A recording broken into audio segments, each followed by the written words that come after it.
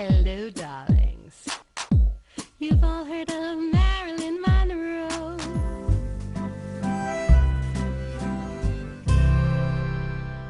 Welcome back, darlings. I'm TV host, entertainment journalist, Cognac Wellerlane, and we are just about to do a fabulous celebrity Zoom interview with the very gorgeous singer, Christine Marie.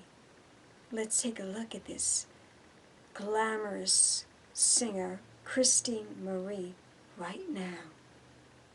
Welcome back, darlings. I'm TV host, entertainment journalist, Cognac Wellerlane, and I have a very special guest today, singer, Ms. Christine Marie. Christine, welcome to my pink kitchen. As you can see behind me, this is my pink kitchen. I see that you were doing the interview from your lovely home in Florida. This is in Florida, right? Yes, this is where I'm in Florida. This is our lanai, our green lanai. So you have pink and we have green. Yes, fabulous. Now, Christine, I'm so excited to talk to you because you have a lot going on. But first I want to get into my first question, which I always ask all the people that I interview what their inspiration is and why they are who they are and why they do what they do. Tell my audience what inspired you to be a singer. Well, it was like a junior in high school. I'll never forget, I was outside of the job that I was going to as a hostess at the Rock and Lake Manor in Congers, New York. And I was sitting outside waiting to go in, and I heard this new person on the radio, and I was like, oh my God, who is that? And it was Madonna. And I believe it was her song. It was her first, it wasn't Lucky Star. It wasn't Holiday. It was that first song that she came out with. And I was like, who is that? What is it? And I was so intrigued by her. And it's not like she has an incredible voice. Right, no. You know what I mean? Her voice it's a good voice. She can sing, but it's not like she's the best singer in the world. And she was able to perform, and people love her still to this day. She's an icon. Yeah, and there was something about her voice. It wasn't, the best voice, but it was something about the tone of her voice and the way she was singing and the song itself. I just fell in love with her. And then I just started watching her, and I just wanted to be her. I was like, oh my God, I want to be Madonna. You were actually following her career. Absolutely. Everything she's ever done, I've studied, I watch her, I see her. And just, it made me feel really good. And that's what I felt. I felt like I want to do that, and I want to make people feel good. And you were a kid when this happened. You were a teenager, right? Or you were 17. You were 17 years old. So that was when was that? Back in the 80s? That was 1983. Yeah. Okay. So now, as a singer, did you study voice? Did you go to school to study voice to become a singer? Or was this something naturally inborn in you? I mean, or did you perfect your singing ability? Well, what happened was that I started as a poet. I was writing a lot of poetry. And then when I went to SUNY Purchase, which is an art school, and when I enrolled there, I met someone I thought that I could just turn my poems into songs. And they were like, no, there is a structure to that. So I had to learn the technique for songwriting. And then, yes, I've studied with several different teachers. Very recently, I was just studying with Elena Pagonis. Actually, she's married now. So you studied voice. You studied voice. I've studied with many different teachers. And this teacher that I just recently had, she was the best teacher I ever had, just because she explained something to me that never connected for me before until she said it, which was that singing is like a sport. There's a muscle that you have to work, and there's a technique. And I always knew that on certain levels, but I'm a dancer at heart, and I'm a very, very serious dancer. And when she compared it to dance, there was something that that snapped in my brain or in my being that allowed me to understand the technique behind it better than I was ever able to understand it before. Because I'm a very competitive, I was a gymnast when I was younger, and I'm a very competitive person. So, but with singing, I never felt like I knew exactly where my footing was until I studied with Elena. And Elena, for some reason, the way she said that got me into a place where I understood the art and the sport of singing. Now explain So to yes, I have studied. now explain to my audience about what you were just talking about before, that you can't just turn a poetry into a song. There's a technique behind that. Yeah, there's a structure that it's A, B, A. There's 3 or 4 different structures to songwriting that you needed to understand. What I didn't understand was that you have to know the rules in order to break the rules, so to speak. Because a song can really be anything, but in order to really write a song, it's a good lesson, and this is what I was taught by some really great songwriters. It's just a good lesson to go through the technique, like A, B, A, like verse, chorus, verse, bridge, chorus. You know, there's a certain structure, and then as long as you have those elements, sometimes it doesn't matter what order they're in. Sometimes the verse comes first, sometimes the chorus or the hook comes first, but most of the time there should be a structure, at least when you're starting out. When you've gone through that structure and you know what you're doing, then you can ad lib and be at liberty to create what comes through you. And that's what I was taught as a songwriter. So what do you enjoy more? Do you enjoy performing, or do you enjoy writing the music, the song? It's really interesting because I haven't been performing that much because of COVID. And I know there have been a lot of artists that have taken advantage of the virtual space, and I haven't really done that. I've kind of this year taken some time to step back from performing and kind of work on both my my song structure, my voice, who I am as a person, and also my marketing, and kind of like not as much marketing as much like kind of erasing the layers of who I thought I was versus who I really am. So I think that has happened for everyone this year. I think everybody has had time to reflect. We've all had actually more time to think about our lives because we had to take a break, and we had to think about, you know, what's important to us, what are our goals, and right, you know, what do we want to achieve for the rest of our lives. And now that we are on hiatus, we all seem to be on hiatus, this is time to reflect and to think about what we want to do in our future, because obviously our future has changed. Our world has changed, you know, very so different. much. It's changed just ridiculously so much. But this is a good time to reflect and think about our life. Now, I also want to ask you, just really quickly, sure, to answer the question, because I love them both equally. I love the process of writing and creating, and I was so blessed to be working with Father MC over the last 4 years, platinum recording artist, and the process of writing with him, I mean, it was just such a treasure. I learned so much from him, and getting into the studio is amazing. But then the thrill of giving those gifts to the audience, connecting to the audience, and really performing a song and a number that's been rehearsed and ready, there's nothing like that. So I love them both. I agree. There's nothing like being in front of an audience and having them. And that, unfortunately, right now, you know, no one really can do that. I mean, it's starting. Well, there's a lot, actually. I mean, over here in Florida, it's opening up. People are working. I saw that. There was an agent who I met back in November who wants to book me for shows you know, at little venues over here and there. And I had to go home to New York and take care of my mom. But he said throughout the whole season, he was out working. Well, it's starting here, even in New York. We've been going to restaurants, and the restaurants I've been going to, they actually have entertainment. They have people performing, playing a guitar and singing. So it is coming back. We don't have Broadway yet, but you know, it is starting to come back. Now, tell my audience, what is your favorite style of music, and what kind of songs do you love to perform? Wow. So what's really interesting is, I'm a pop singer. It's pop music. My favorite thing is pop.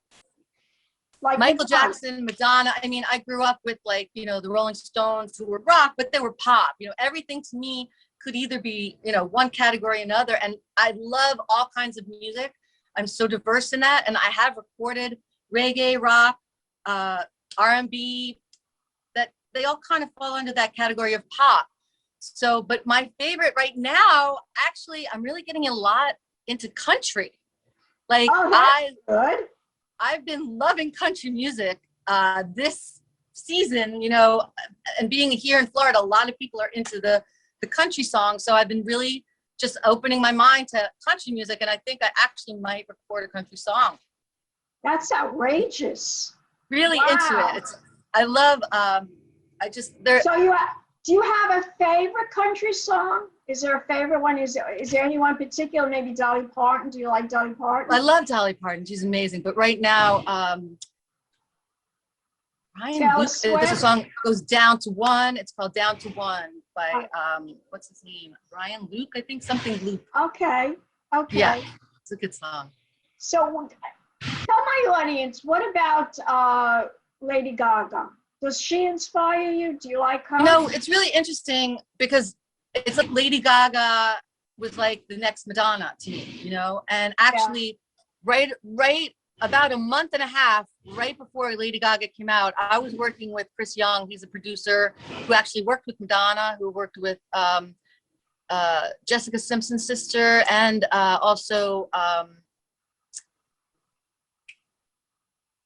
few others. So we had created a 5-song EP, and he wanted to put me out. And it was about a month before Gaga came out.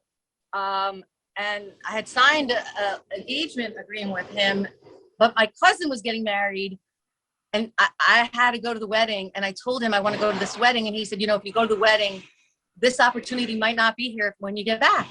And I was like, what do you mean? I'm going away for the weekend. And he's like, there's a continuity here and an energetic. You really have to decide, are you going to go to your cousin's wedding, or are you going to do this? That was back in 2007. And I chose to go to my cousin's wedding because I didn't believe him. And really, he meant it. He picked up some other artists and started working, and our contract was gone. Wow. Right before Gaga. So Gaga came out, and I was like, maybe that was supposed to be me, because I felt like I was the next Madonna. Not the next Madonna, but the way Gaga came out, and it was influenced by Madonna, obviously. I felt like that was my position. But then there was a lot of... I don't know about that. I checked into that about Lady Gaga, and I did a little research about her, and she actually has a better voice, in my opinion. She has a much better voice than Madonna. Absolutely. But she really came out with very serious music and very serious songs, and nobody would listen to her. And then I think she got a really good agent and manager because they saw the talent behind her. And they said to you, you don't understand. Nobody knows who you are. We got to do something to make, there's got to be a gimmick. You have to have a gimmick. Right. Because if you don't have a gimmick, people are not going to, they're not going to take notice to you. There's a million singers out there, but we have to make you different. We have to make you unusual for people to want to listen to you and look at you. We have to make you visually different. And I think that's where that came in with the gimmick. And she's like Madonna, and she performs, and she wears all these wigs, and she's dresses wild. So, but initially I think she wanted people to take her more seriously, and she didn't really care about the way she looked. She said it was more about her songs, but they talked her into that. You see, they talked her into it. Really? Yeah, I was reading about that, because it's, you know, when you're a performer, a singer, an actor, you have to, You have to have a gimmick. A gimmick, yeah, that's true. When you're in show business, I mean, it sounds corny and sounds old fashioned, but actually you really do have to have some kind of a gimmick. Right. Because if you don't, you're just going to be among masses of people that are incredibly talented. You have to grab the attention. Exactly. That's what you have to do. You have to grab the attention. So now I have something else I want to talk to you about, which is why we're here today. Right before the pandemic, something very exciting was planned to happen for you. Tell us about that.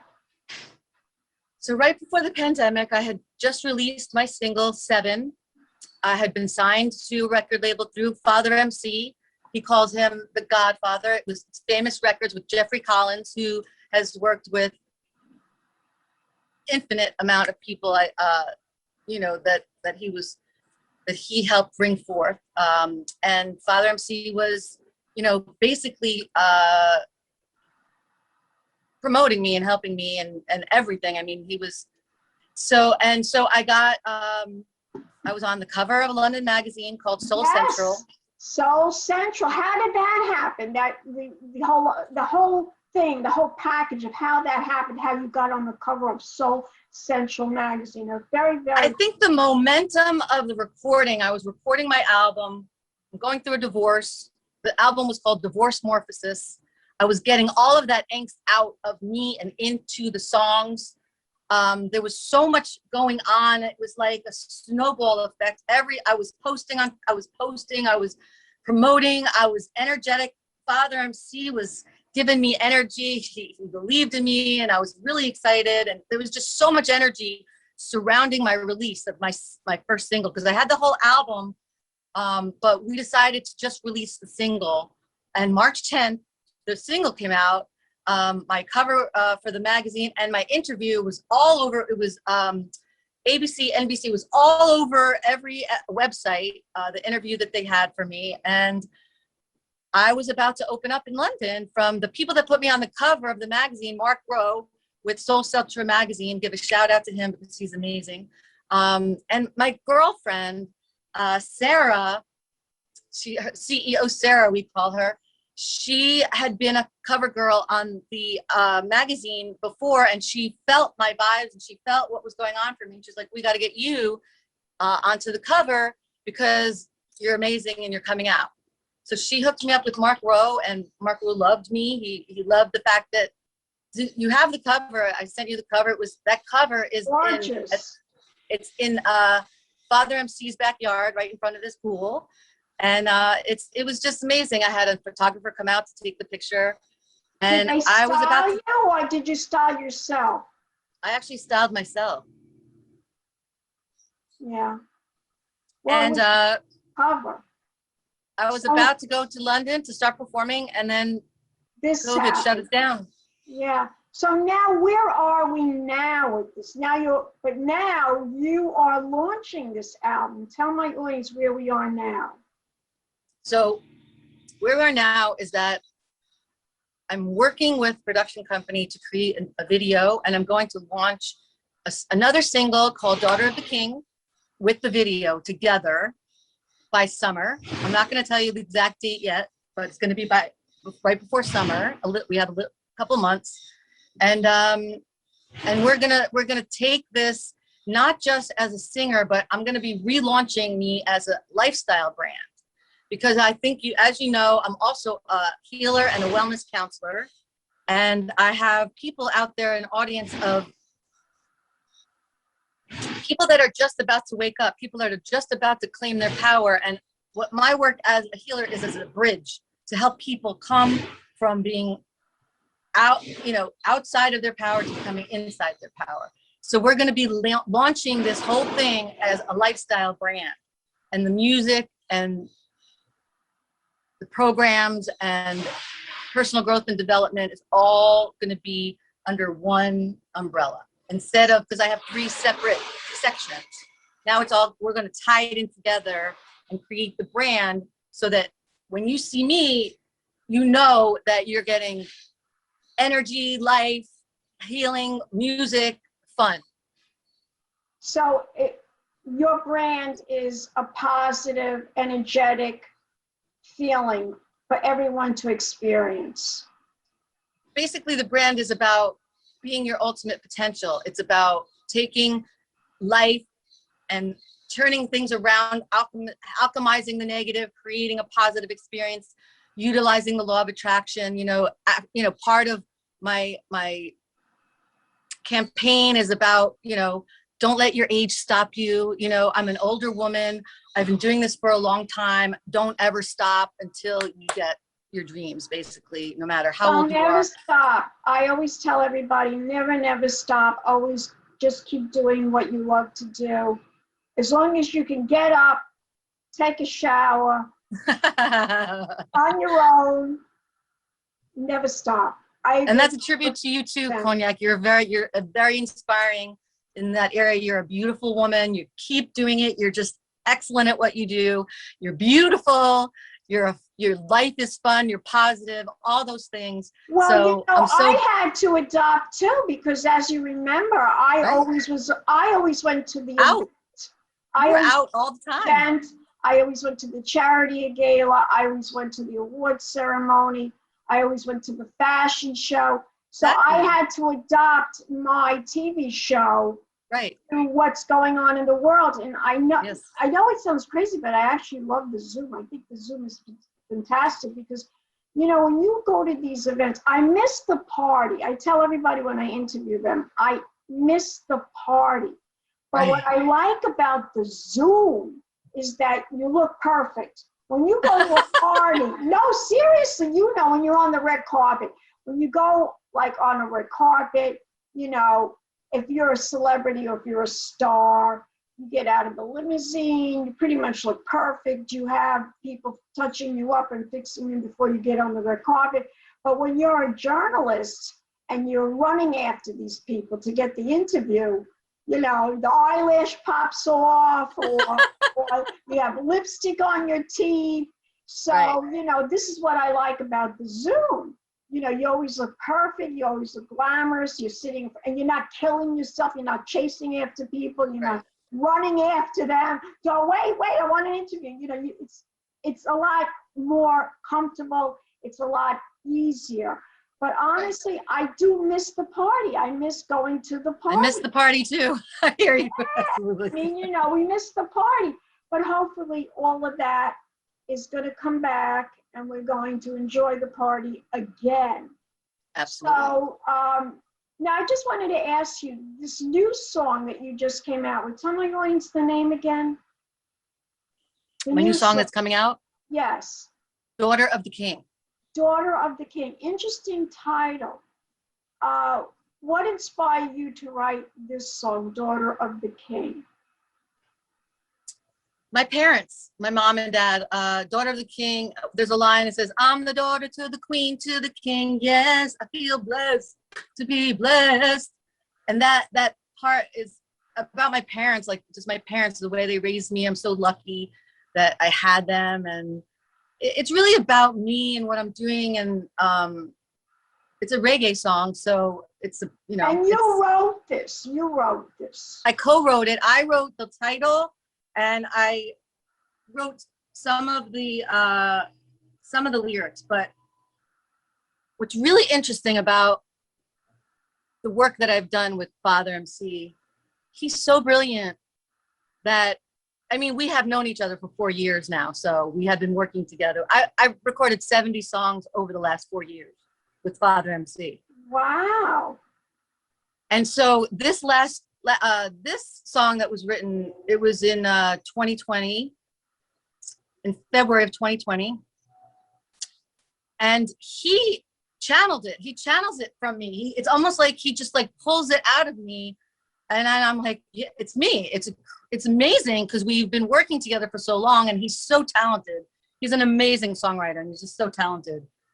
I've never let anyone write my songs before like that. I've always written my own lyrics and I've only allowed people to write the music.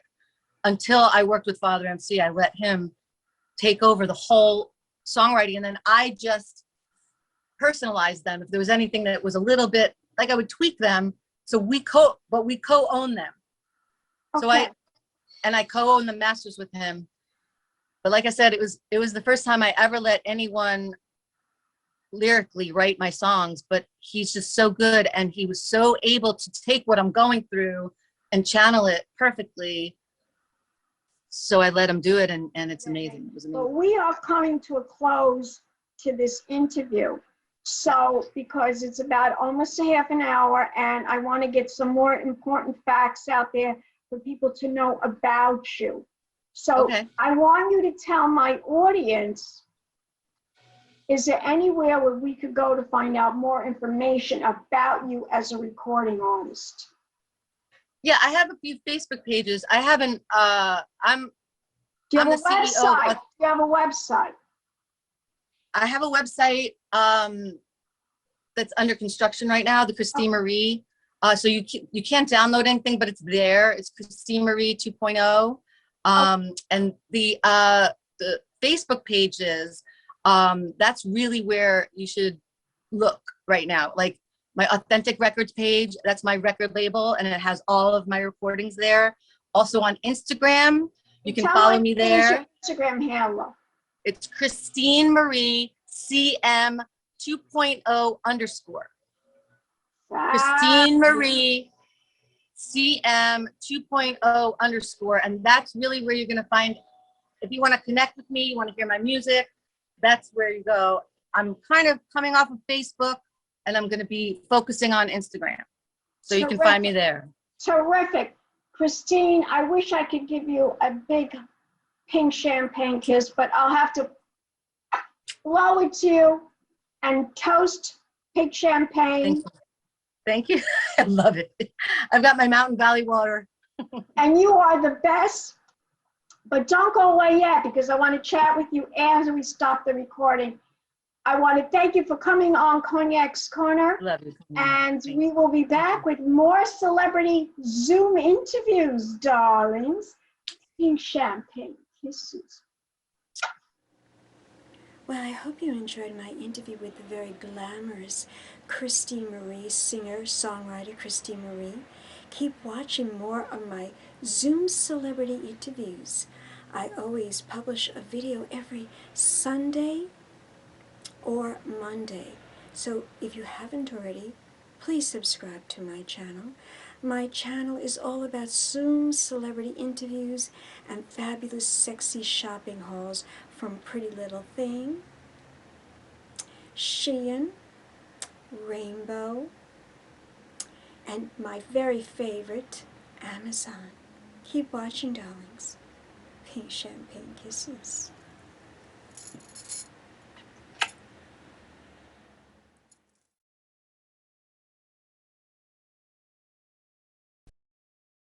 Hello, darlings. You've all heard of Marilyn Monroe. Some of you know Bridget Bardot. Well, now it's time for the Cognac show. I said cognac, ooh, ooh. I said cognac, ooh, ooh, ooh. I'm a bubbly blonde, fabulously dressed to impress. One of a kind girl.